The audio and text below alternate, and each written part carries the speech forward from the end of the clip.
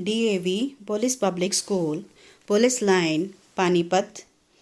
प्यारे बच्चों, आज हम क्षितिज भाग 2 के काव्य खंड के अंतर्गत सूरदास जी के पदों का अध्ययन करेंगे। जैसा कि आप सभी को विदित है, इससे पूर्व भी मैंने आपसे चर्चा की थी कि काव्य खंड के अंतर्गत आपके सूरदास जी के मात्र 4 पद ही निहित हैं, जिसके अंतर्गत आज हम पदों के भावार्थ को ग्रहण करेंगे। तो सर्वप्रथम हम सूरदास जी के विषय में चर्चा करते हैं कि सूरदास जी कौन थे, उन्होंने किस किस काव्य ग्रंथों की रचना की और किस प्रकार से अपने रचनाओं के माध्यम से हिंदी साहित्य को समृद्ध किया। तो जैसा मैंने आपको पहले बताया था, हमने हिंदी साहित्य के कालों की बात की थी। तो सूरदास जी हिंदी साहित्य के भक्ति काल के युग के अंतर्गत आते हैं। भक्ति काल को हिंदी साहित्य का स्वर्णिम युग कहा जाता है और भक्ति काल आगे 2 भागों में बटा हुआ था, जिसमें सगुण भक्ति काव्य धारा थी और निर्गुण भक्ति काव्य धारा। सगुण भक्ति काव्य धारा के अंतर्गत भी यह काव्य धारा 2 भागों में विभाजित थी, एक कृष्ण भक्ति और दूसरी राम भक्ति। अर्थात अगर हम बात करें सगुण की, तो सगुण भक्ति काव्य धारा वह थी बेटा कि जिसके अंतर्गत जब किसी कवि के द्वारा या किसी भी भक्त के द्वारा किसी आकार को, अर्थात अगर हम मूर्ति पूजा की बात करें कि जब हम राम की पूजा करते हैं, हम कृष्ण की पूजा करते हैं, किसी भी देवी देवता की पूजा करते हैं, तो जब उनकी पूजा करते हैं तो हमारे समक्ष उनकी एक रूपरेखा होती है कि कृष्ण जी हैं तो उनके हाथों में मुरली है, राम जी हैं तो उनके हाथ में धनुष बाण है। तो उनकी एक ऐसी रूपरेखा हमारी आंखों के समक्ष होती है। तो जिसका कोई रूप हो, रंग हो, आकार हो, वह सगुण भक्ति कहलाती है। तो जिन कवियों ने इस प्रकार के किसी रंग रूप आकार को लेकर अपने मन में उस भगवान के प्रति अपनी आराधना को प्रकट किया और ऐसा रंग रूप आकार उनका बनाया कि जिसके माध्यम से उन्होंने किसी रूप की पूजा की, तो वह सगुण भक्ति काव्य धारा के अंतर्गत आता है, जिसमें मुख्य 2 आगे जो धाराएं बटी वो थी कृष्ण भक्ति और राम भक्ति। अब कृष्ण भक्ति कौन सी कृष्ण भक्ति, अर्थात जिन कवियों ने श्री कृष्ण जी को आधार मानकर काव्य की रचना की और जिन्होंने राम जी को अपने आधार मानकर अपने काव्य की रचना की है, वह राम भक्ति काव्य धारा के अंतर्गत आता है। यदि हम कृष्ण भक्ति काव्य धारा की बात करें तो इसके प्रमुख कवि जिनके आज हम वर्णन कर रहे हैं सूरदास जी हैं, और राम भक्ति के प्रमुख कवि जो हैं वो हैं तुलसीदास जी। अब दूसरी ओर हम बात करते हैं निर्गुण भक्ति काव्य धारा की। तो निर्गुण भक्ति काव्य धारा बच्चे वह है जिसमें भगवान का कोई रंग रूप आकार नहीं होता। तो जहाँ कवियों ने निर्गुण रूप की पूजा की, जो हम आर्य समाज की भी बात करते हैं, जिस संस्था के अंतर्गत आप लोग शिक्षा ग्रहण कर रहे हैं, मैं कार्यरत हूँ, तो यहाँ पर भगवान के निर्गुण रूप की ही पूजा होती है। आपने आर्य समाज के नियम भी पढ़े होंगे, जिसमें वो वही कहते हैं कि उनका रूप जो है निर्गुण है, अर्थात जिसमें किसी प्रकार का कोई भी गुण ना हो, कोई रंग ना हो, कोई रूप ना हो, कोई आकार ना हो। तो इसके अंतर्गत जो धारा थी या जो बटी हुई थी वो भी आगे 2 भागों में विभाजित थी, वह है प्रेम मार्गी और ज्ञान मार्गी काव्य धारा। अब प्रेम मार्गी काव्य धारा कौन सी थी कि जहाँ कवियों ने प्रेम को आधार मानकर काव्य की रचना की, अर्थात भगवान को किसमें निहित बताया, किसमें समाहित बताया, प्रेम में। और दूसरा क्या था, ज्ञान मार्गी, जिन्होंने ज्ञान के मार्ग को ही प्रशस्त करते हुए ज्ञान में ही भगवान को बताया। प्रेम मार्गी काव्य धारा के प्रमुख कवि हैं बेटा जी मलिक मोहम्मद जायसी।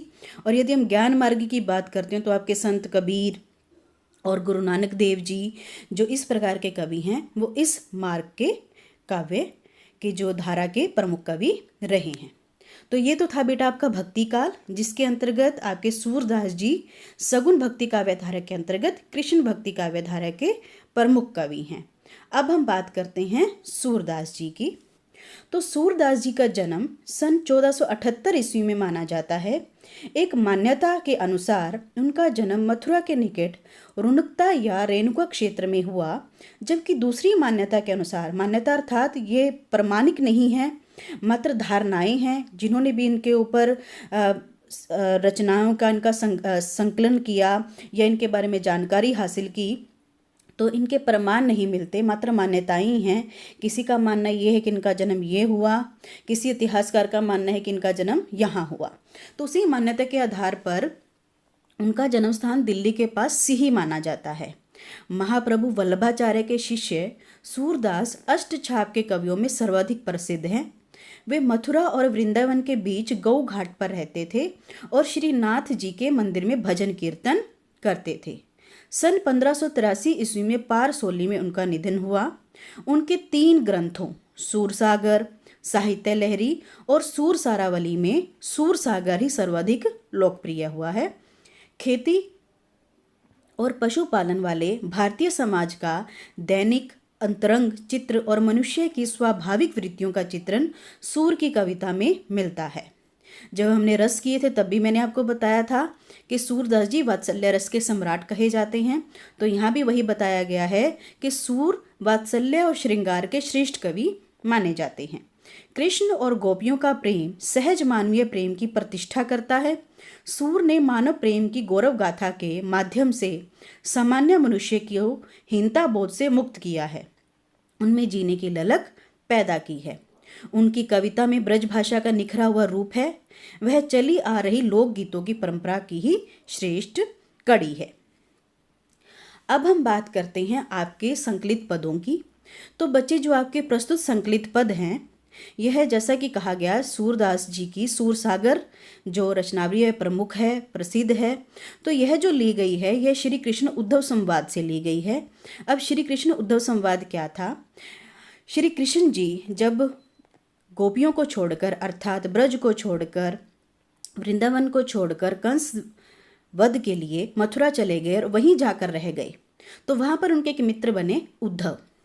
तो उनका संवाद आपस में चल रहा था और वो उन गोपियों के प्रेम की बात कर रहे थे। तो उस समय उद्धव जी ने कृष्ण जी को कहा कि आप उन तक संदेशा क्यों नहीं पहुंचाते कि वो आप में जो इतनी समाहित है या आपके रूप की पूजा कर रही हैं कि उन्हें ये नहीं पता कि सगुण रूप की पूजा करने से भगवान की प्राप्ति नहीं होती, अपितु निर्गुण। जैसा मैंने अभी आपको सगुण और निर्गुण काव्य धारा के बारे में बताया, तो यहाँ भी उस सगुण और निर्गुण भगवान की पूजा की ही, उपासना की ही बात हो रही है। तो वो सगुण रूप को छोड़कर निर्गुण रूप की उपासना क्यों नहीं करती? तो यहाँ इस संवाद के उपरांत जब श्री कृष्ण जी ने उनकी ये संवाद सुने, तो उन्होंने कहा कि आप ही मेरा संदेशा उन तक क्यों नहीं पहुँचाते और आप ही उन्हें ये ज्ञान प्राप्त क्यों नहीं करवाते या ज्ञान क्यों नहीं देते कि वो मुझे आराध्य मानना छोड़ या मुझसे प्रेम करना छोड़ वो प्रभु के निर्गुण रूप की उपासना करें। तो ये कहने के उपरांत, ये सुनने के उपरांत उद्धव जी उनकी इस बात को मानकर गोपियों को ये संदेशा देने चले गए। जब वो ये संदेशा देने गोपियों को पहुंचे तो गोपियों ने उनके संदेशों को स्वीकार किया और भिन्न भिन्न प्रकार से उन पर व्यंग्य और कटाक्ष किए। वो व्यंग्य और कटाक्ष या अपनी बात को किस प्रकार प्रस्तुत किया, अपनी पीड़ा को किस प्रकार उनके सामने व्यक्त किया, और आखिर हार कर उद्धव को उन गोपियों के आगे ही नतमस्तक होना पड़ा और ये मानना पड़ा कि उनका प्रेम जो है वह अमिट है। मैं उनके इस रूप को मान चुका हूँ और सगुण काव्य धारा के या सगुण रूप पर वो भी आसक्त हो गए। तो ये जो प्रस्तुत पद हैं ये इसी बात को ही निहित करते हैं। अब यहाँ जो प्रस्तुत चित्र है वो है भंवरे का। तो स्थान स्थान पर गोपियों ने उद्धव को भ्रमर कहकर, भोरा कहकर संबोधित किया है। तो मेरा दिखाने का तात्पर्य आपको यहाँ पर यही है कि भंवरा क्या होता है। जिस प्रकार भंवरा जो फूलों पर मंडराता रहता है, उसी प्रकार जब उद्धव गोपियों को समझाने के लिए उनके पीछे पीछे डोल रहे थे, भाग रहे थे, उन्हें समझाने का प्रयास कर रहे थे, तो उन्होंने प्रत्यक्ष रूप में उनको ना कहते हुए अप्रत्यक्ष रूप में भंवरा कहते हुए संबोधित किया था। तो यहाँ इसी कारण मेरा आपको यही बताने का तात्पर्य है कि भ्रमर अर्थात भंवरा और ये जो आपके प्रस्तुत संवाद है ये सूरसागर जी के भ्रमर गीत में से ही लिए गए हैं। तो अब हम बात करेंगे आपके पाठ्यक्रम में निहित पदों की। अगली वीडियो में हम पद की बात